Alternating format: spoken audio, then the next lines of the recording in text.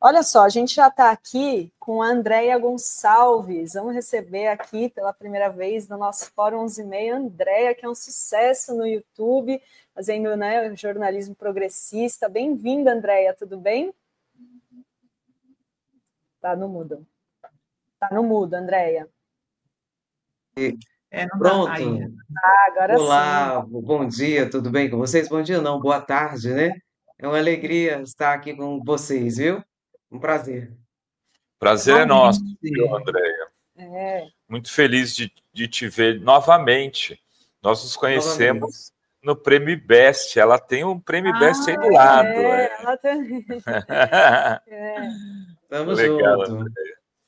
Nós e a Andréia. A Andréia tem um canal que está bombando, né, Andréia? Tem mais de 1 milhão de inscritos e ela traz aí, né, as notícias da política com viés também progressista. Queria que você contasse um pouquinho, antes da gente começar aqui a falar dos assuntos de hoje, conta um pouquinho a sua história, como que você começou a fazer o canal. Eu sei que você trabalhava na área de segurança e agora como que você se tornou youtuber? Então, um colega, né, um colega de serviço, a gente trabalhava muito junto e ele mexe muito nessa área de tecnologia, né? Porque eu não tinha entendimento nenhum sobre como funcionava o YouTube, como era toda a situação.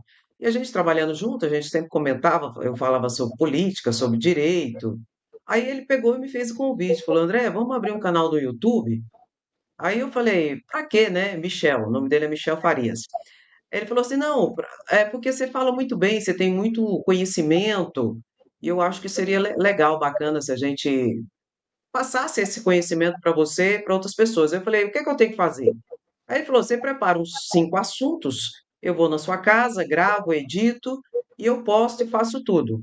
Eu falei: uai, então tá, é só falar, né? Eu tenho a facilidade de falar. Aí a gente começou falando sobre trânsito, né? Sobre direito de trânsito. Aí depois aumentou para falar sobre direito em geral, né? Direitos em vários aspectos. E com a questão da política, notadamente com a extrema-direita e Bolsonaro, né? Aí a gente sentiu a necessidade de falar diretamente, especificamente de política, né? Em decorrência de tanto abuso, de tanto desrespeito, né? De tanta situação tão grave e que as pessoas muitas vezes não têm consciência e nem conhecimento para até se posicionar de forma correta. Aí a gente foi galgando esses caminhos. Mas a princípio eu não entendia, eu não conhecia como funcionava, como era, sabe? Aí eu fui aprendendo, tudo eu fui aprendendo e hoje eu faço tudo, né? Edito, gravo, faço tudo, né? Uma dinâmica bem interessante. Foi assim, mais ou menos. Legal. Legal. Quem que vai? Andréia, eu conheci o teu trabalho, né, no YouTube, fiquei impressionada, né, porque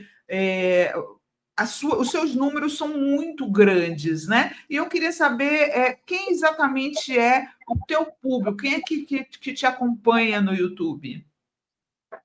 Olha, eu acredito que tenha vários públicos, né, que me acompanhem e tal, mas eu acho que as pessoas mais simples, o povo, as pessoas que buscam entender o que acontece, né, na política, eu acho que é o meu principal público. Porque, Sinara, eu procuro e eu tenho uma preocupação muito grande no meu canal para explicar de uma forma que as pessoas consigam entender, sabe? Eu Uhum. procuro levar a fala de uma forma comum, às vezes brinco para não ficar tão pesado, sabe? Às vezes levo também para um lado cômico, para atrair a atenção das pessoas e fazer com que as pessoas entendam como funciona, por exemplo, a Câmara de Deputados Federais, como funciona o Senado, como que é a lei de inelegibilidade, como que a lei que estabelece que tentativa de golpe é crime. Então, eu procuro trazer a informação de uma forma simples, às vezes cômica, engraçada, para derrubar um pouco, né, o peso e a gravidade de toda a situação. Então, eu acho que o meu público é aquele público que quer aprender, sabe? Que quer aprender, que quer entender, até, como eu disse para vocês, para ter consciência, né? Porque, infelizmente, a extrema-direita hoje, no Brasil, né, ela trabalha muito calcada em desinformação. E isso me revolta tanto, Sinara, porque eu vejo deputados e senadores que têm muitas vezes o entendimento da verdade, como funciona, usando de expedientes para manipulação de pessoas, para enganar as pessoas a partir da falta de conhecimento dela, a partir da falta de informação, e eu fico, isso me dá uma revolta tão grande, e eu acho que é isso que me impulsiona, sabe? Para Sim. trazer a informação para que a pessoa entenda como que é de verdade e não seja enganado aí, inclusive por deputados e senadores da extrema-direita que mente demais da conta e trabalha com muita desinformação. Verdade. Vai. Andréia, eu queria te perguntar sobre a situação do Bolsonaro. Qual que é a tua opinião a respeito disso? Se você acha que ele vai conseguir se vitimizar o suficiente para ser inocentado pela opinião pública, ou se ele caiu em desgraça política e o que vai acontecer com ele vai levá-lo àquela marcha fúnebre do nosso trompetista. Olha, juridicamente, criminalmente, na minha opinião, Bolsonaro está lascado. Como eu digo, Bolsonaro está lascado. Ele vai responder, né? Já está no banco dos réus, já é acusado, já vai responder um processo criminal e ele vai responder pelos seus crimes. Criminalmente, eu acho que ele está lascado. E agora, politicamente, minha percepção, politicamente tem muita gente que está se aproximando, está próximo de Bolsonaro para jogar a última terra, a última pá de cal, entende? Na verdade, só querem pegar o capital político de Bolsonaro e se projetar em cima, já que Bolsonaro, na minha opinião, será responsabilizado criminalmente e vai para a cadeia. Aí tem os oportunistas que vão aparecer, notadamente, na minha opinião, Tarcísio de Freitas, e vão tentar ocupar esse espaço de tiro, porrada e bomba para ter o capital político de Bolsonaro, que não vai mais poder usar.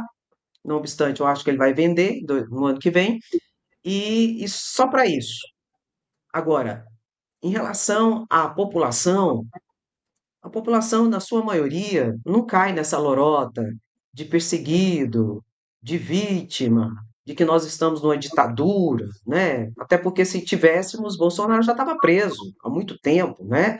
Então, assim, ele tem, inclusive, liberdade de dar entrevistas, de falar o que ele quiser, e novamente a gente percebeu logo que a primeira turma do Supremo Tribunal Federal recebeu a denúncia, colocou Bolsonaro e os 7 no banco dos réus. Bolsonaro deu entrevista novamente fez ilações em relação ao pleito eleitoral de 2022. Enfim, novamente Bolsonaro voltou a ser aquilo que ele é. E eu, sinceramente, eu sempre falo lá no canal, eu quero Bolsonaro falante. Eu quero Bolsonaro sendo aquilo que ele é. Porque Bolsonaro não esconde o que ele é. Se ele começa a falar e se expor, ele volta tudo de novo com golpismo, com ataque ao judiciário, com ataque ao TSE, com ataque às urnas eletrônicas e, consequentemente, com ataque à democracia. Cada um dá o que tem, o que o bolsonarismo tem para dar de extrema-direita é golpe, é fascismo. E diante desse contexto, eu quero ele falando mesmo. E ele pode falar porque ele está num país de Estado de Direito, onde ele existe liberdade de expressão, não obstante, lógico que ele vai responder caso ele abuse da sua liberdade de expressão. Mas Bolsonaro, na questão da população, ele não engana a maioria. Lógico que tem um núcleo dele que sempre vai ser enganado ou por conveniência, ou por interesses, ou porque encontrou ressonância e representatividade a partir da extrema-direita, o seu machismo, homofobia, racismo, enfim. E tem outros que são oportunistas, que vão se aproveitar desse ambiente para tentar pegar o capital político de Bolsonaro. E tem aqueles que são totalmente translocados a partir do fundamentalismo religioso, em que a capacidade de reflexão, de crítica, está destruída, totalmente destruída a partir de manipuladores da fé que usam de expedientes para manipulação atrás de interesses em que existem verdadeiros balcões negociados por detrás de tudo isso. E a gente conhece bem alguns líderes religiosos que agem dessa forma. E na questão criminal, não adianta. Ele pode usar o seu jus esperneante, que a gente fala, né? O jus esperneante, ele pode usar, pode fazer, mas a justiça será feita. E é importante dizer que a justiça será feita a partir de ações antecedentes da Polícia Federal investigando, do Procurador-Geral da República denunciando e pedindo condenação e pedindo responsabilização, e daqui a pouco do Supremo Tribunal Federal condenando. eu acho que Bolsonaro está lascado de tudo quanto é jeito, politicamente, criminalmente e na questão popular também, das massas. A maioria das pessoas não são mais enganadas por Bolsonaro. Ô, Andréia, quando você fala aí, né, dessas que você quer que ele fale, né? Semana passada até a gente estava comentando aqui que a gente acha que o Bolsonaro vai subir o tom, porque ele precisa engajar, né? Quanto mais ele sobe o tom, mais engaja. Então, essa história de ele duvidar das urnas, duvidar da eleição, nesses próximos dias até o julgamento, eu acho que tende a aumentar. Você não concorda comigo? É de duas uma, né, Sinara? Ou ele vai piorar, ou ele vai se fazer de pobre coitado lascado, Madalena arrependida, tentar vender a ideia de coitado e tal e coisa. Mas, de qualquer forma, é importante a gente entender, e notadamente o campo progressista, que essa é uma grande oportunidade para engajar, para a esquerda engajar mais, para a esquerda voltar com os movimentos populares nas ruas. Porque, na minha opinião, o Bolsonaro ele não é um problema para a esquerda. Bolsonaro hoje é um problema para a direita, porque Bolsonaro, recrudescendo o discurso, ele coloca contra a parede a direita. Ou a direita se coloca como democrata, pode ser neoliberal, pode ser o que for, mas democrata e que defende a democracia, ou eles vão ter que se colocar da banda do lado de Bolsonaro, que é o quê? Da extrema direita. Porque não tem para onde correr. Se correr o bicho pega, se ficar o bicho come. Então, o Bolsonaro hoje é um problema para a direita e não para a esquerda. A esquerda tem que ver tudo como uma oportunidade de engajar mais, de estar mais unido numa pauta e de voltar aos movimentos populares nas ruas. E a direita é que está numa sinuca de bico. Ou ela se desvincula de Bolsonaro e mostra que é uma direita responsável democrata, ou ela se coaduna totalmente com Bolsonaro e declara que é golpista, porque não tem outro jeito. Então, eu acho que é um campo de grandes oportunidades para, de fato e de verdade, o campo progressista crescer mais, se engajar mais e se estabelecer mais forte, notadamente para o ano que vem, que é ano de eleição. Sempre sendo resistência, viu? Muito bom. Sempre. Você falou que ele, quanto mais ele fala, né, mais ele sobe o tom e tal. Nesse final de semana foi uma entrevista na Folha, né, onde ele meio que faz uma confissão. Eu peguei até o trecho, ele diz: eu conversei com as pessoas dentro das 4 linhas que vocês estão cansados de ouvir. O que a gente pode fazer? Daí foi olhado lá, estado de sítio, defesa, 142, intervenção. Intervenção é golpe, né? E aí ele ainda diz, a jornalista pergunta, não, a golpe não dava, porque tinha que pensar o after day, como que fica. Aí pergunto, em que momento o senhor decidiu não seguir adiante com essas alternativas? No comecinho de dezembro, mais ou menos. Ou seja, ele ficou planejando até o final do ano. Né? A eleição foi no final de outubro. Comecinho de dezembro, lá para o dia 10. Tipo, até eu ir para os Estados Unidos, né? Ele ficou até ali, fugir, né? uma confissão de culpa ou é o quê, gente? E não está tendo a repercussão necessária, né, Andréia? Verdade. Mas a estratégia de Bolsonaro aí, sabe qual que é? Ele, como tem provas substantivas, a Polícia Federal fez um trabalho muito bem feito, tanto que o Procurador-Geral da República denunciou 34, né, envolvidos, e 8 já estão no banco dos réus. Como as provas são materiais, que são provas de documentos, áudios, vídeos, não tem como ele negar. Aí o que que ele vai fazer? Ele vai criar uma narrativa em cima das provas para tentar tirar ele do contexto do golpismo. É isso que o Bolsonaro vai fazer.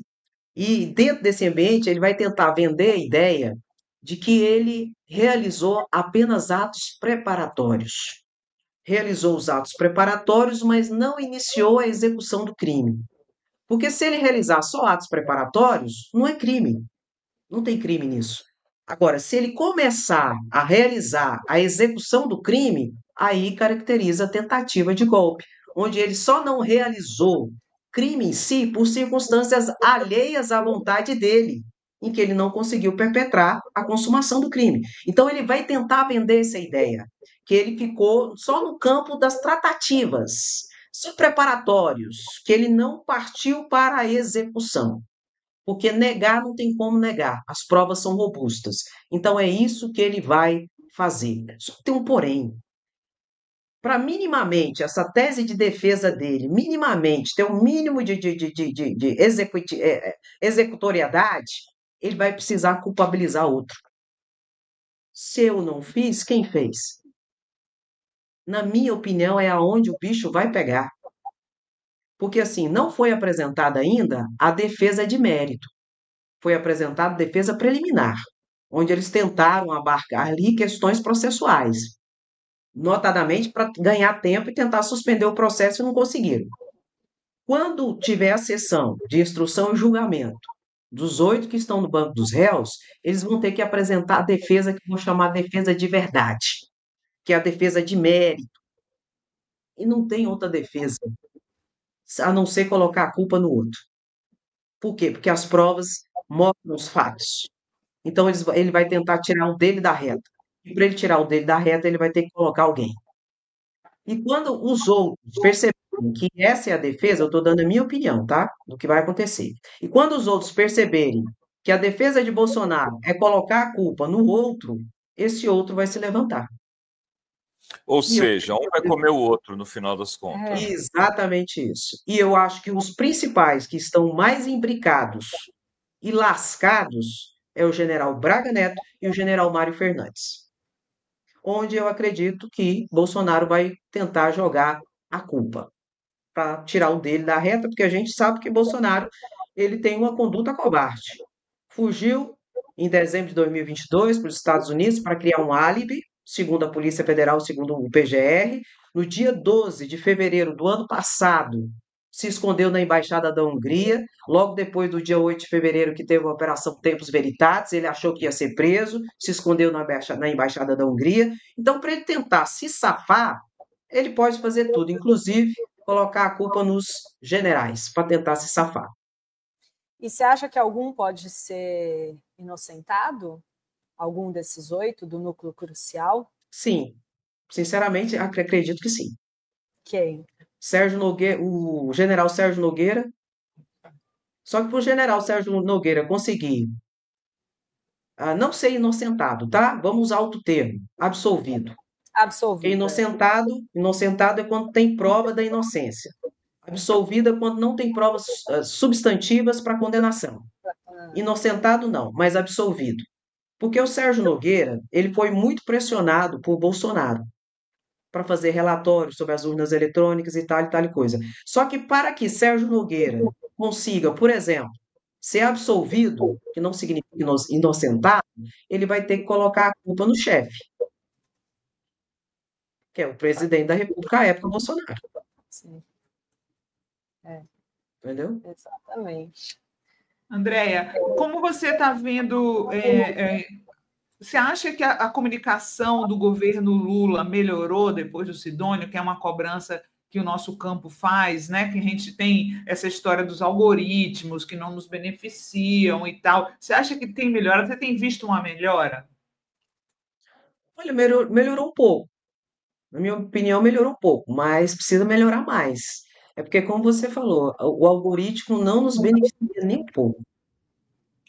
Então, assim, tem que melhorar mais. Eu acho que tem que ter uma junção melhor com os canais progressistas, sabe? Eu não sei o que seria a solução. Realmente não sei. Mas eu sei que precisa melhorar mais, né? Porque a extrema-direita ainda, o algoritmo, né, beneficia a extrema-direita. Então, favorece, né? Então, a nossa luta é muito difícil. É muito difícil. Mas eu acho que melhorou um pouco, sim. Vai ter que melhorar mais, né?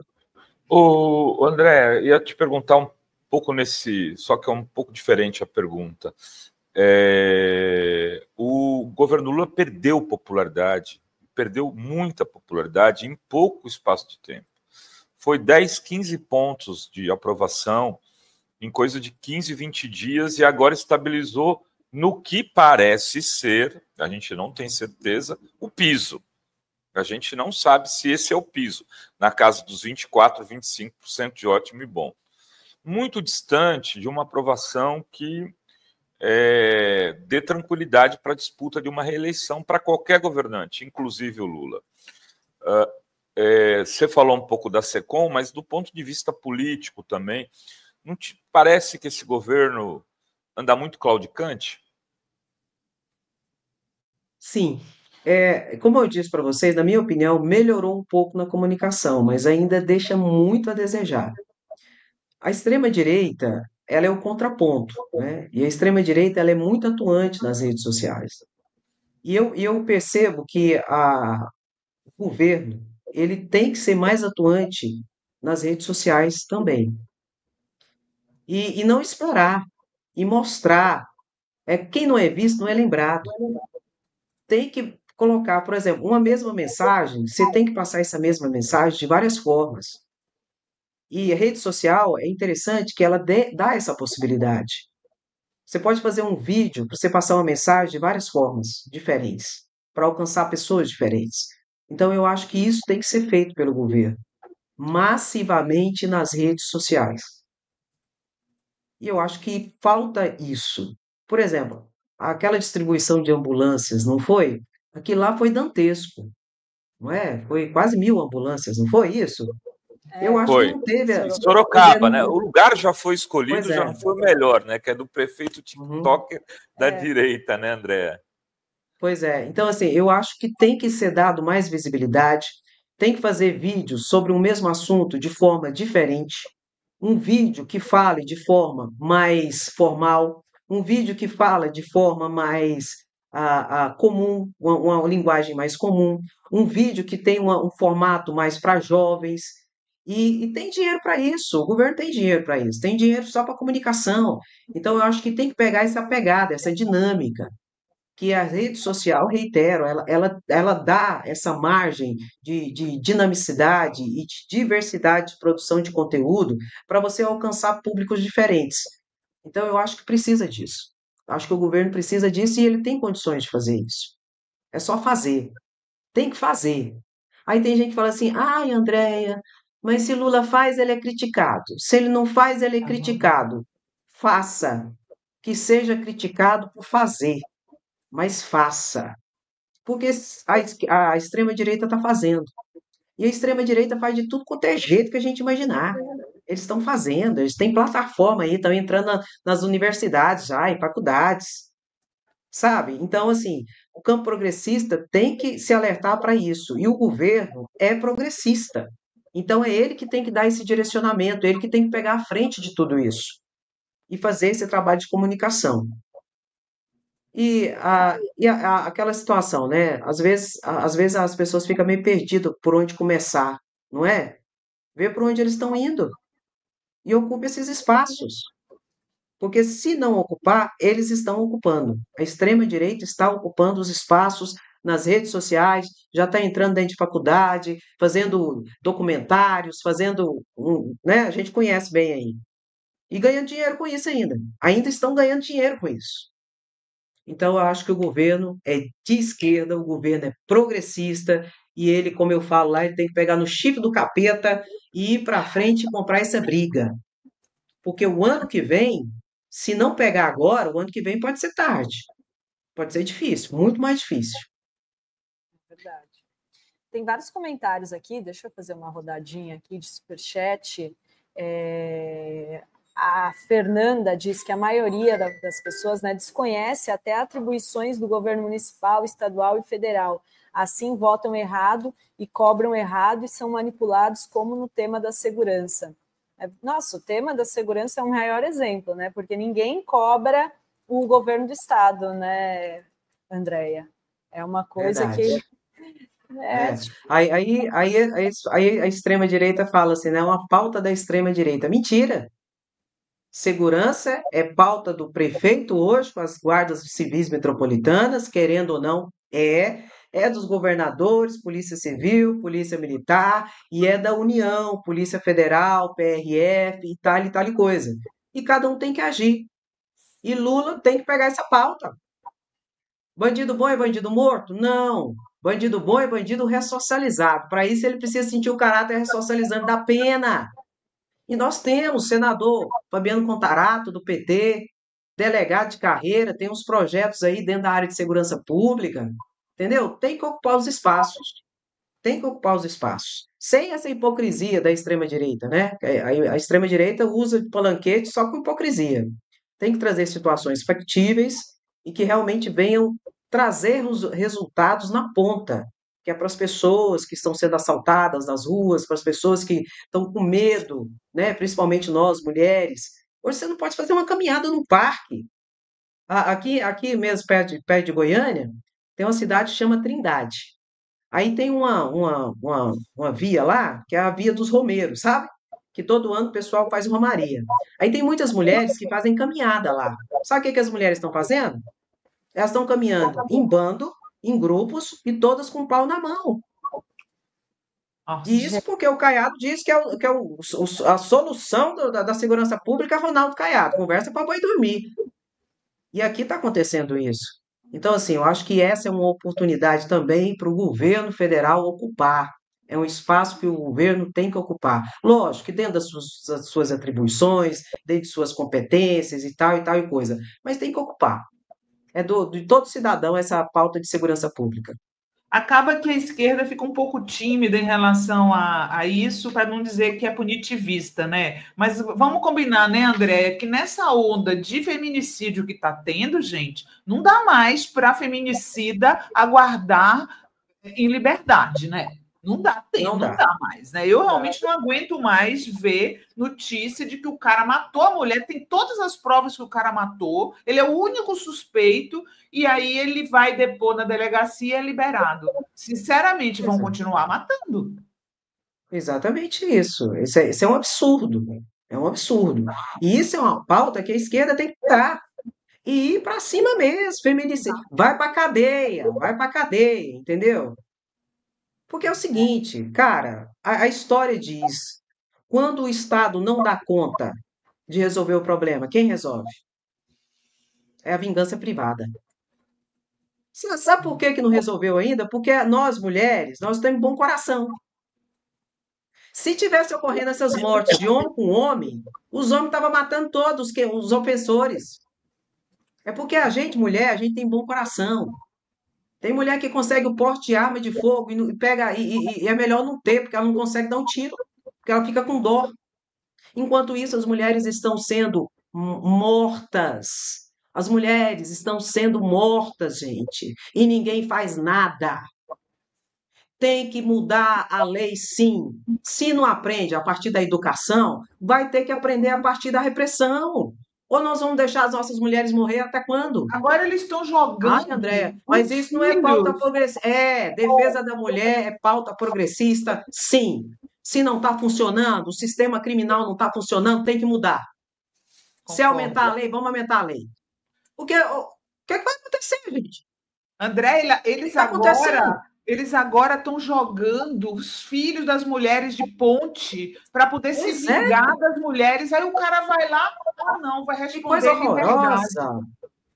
Eu vou falar uma coisa para vocês. Eu já trabalhei na área de segurança pública, eu vou falar uma coisa para vocês. Eu sou radical. Nesse aspecto, eu sou radical. Porque se vier para cima, do jeito que vai e volta. Porque daqui a pouco a gente não tem solução. Não, a mulher daqui a pouco não tem solução, gente. Não tá. Só não podemos ter mulheres que nem a Zambelli, né? Que saem. Não, a Zambelli não é parâmetro, não. Agora está arrependida, vocês viram?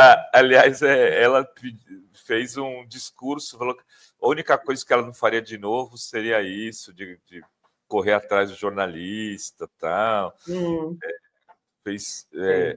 Falou que o Bolsonaro é um sujeito bom, mas se ele não quer falar com ela, ela não vai procurá-lo mais, porque se ele acha que ela foi culpada pela não eleição. Vocês viram essa entrevista? Ela deu para a Folha. Eu tinha até separado. Né? Agora, depois que ela está quase, né, já tem votos para perder o mandato, já vai ser. Né, e assim, cara, essa extrema-direita é tão sem vergonha, porque colocaram a culpa na Carla Zambelli só porque ela é mulher, gente. Aquela cena da Carla Zambelli correndo com uma pistola na mão atrás do jornalista Negro João, aquilo lá foi um alvoroço de felicidade para a extrema-direita. Bolsonaro não perdeu a eleição por causa de Carla Zambelli, não. Bolsonaro colocou a culpa na Zambelli porque a Zambelli é mulher. Por isso. Porque aquilo ali, a extrema-direita deu palma. Aquilo lá foi apoteótico para a extrema-direita. Só que eles precisavam culpabilizar alguém pela derrota de Bolsonaro. Nada melhor do que uma mulher. Zambelli. É isso que aconteceu. Agora, você fala assim, você com dó da Zambelli, eu acho é pouco. Minha avó sempre falava, quem mistura com porco, farelo come. E essa extrema-direita, ela é o quê? Ela é machista, ela é fascista, ela é misógina. E é isso aí. Agora, entre aspas, pobre coitada lascada da Zambelli leva a culpa de Bolsonaro ter perdido as eleições? Ah, por favor. Dele estar no poder e ser o único presidente até hoje que não conseguiu se reeleger, a culpa é da Zambelli, né? Tá vendo? Zambelli, tá vendo? Foi aprontar. Eu diria o seguinte, relembrando uma frase homérica de um presidente da República: chupa que a cana é doce. E o Breno está dizendo aqui. Esqueceram o show do Roberto Jefferson, que foi muito mais grave, lembra? Pois é. A Zambelli, ela não chegou nem... Ela deu um tiro, não, né? Quem deu o tiro foi o policial, ela sacou a arma. Fez só a perseguição. Fez a perseguição bizarra, medonha. Não é só também, né? Humilhou, subjugou o jornalista. Mas o Roberto Jefferson deu tiro de fuzil e jogou 3 granadas só. Tá tudo ótimo, tudo lindo. Deixa eu ler aqui, o Alexandre Júnior diz, boa tarde, fórum, Andréia é maravilhosa, sabe falar a nossa língua sem frescura, bota aí, a galera aqui... Toca no like, gente! Galera, fã da Andréia aqui da comunidade, da fórum, o Lair Severo de Oliveira diz que é um momento muito especial, a sempre inteligente e bem-humorada Andréia visitando o nosso canal, é isso aí, Andréia aqui na TV Fórum, só a primeira, hein, Andréia? Não vamos atrapalhar a live da Andréia, que ela tem uma live às 12h30, pelo que você me falou, isso, não é, Adri? Hoje, 12h30. Então a gente respeita o horário para que ela venha sempre. Exatamente, um beijo para a Andréia, muito obrigada, viu? Adoramos aqui o papo. Eu que agradeço, viu, gente? Eu admiro muito o trabalho de todos vocês da Fórum, viu? Muitas vezes, um dos ambientes que eu sempre vou pesquisar antes das minhas lives é a Fórum. Parabéns pelo trabalho de todos vocês. Vocês são, com certeza, muito importantes dentro do campo da resistência, da luta pela democracia, dignidade sempre, viu? É uma alegria poder ter estado aqui com vocês. Beijo. Igualmente, Andréia. Adorei conversar contigo. Tchau. Beijo. Com Deus.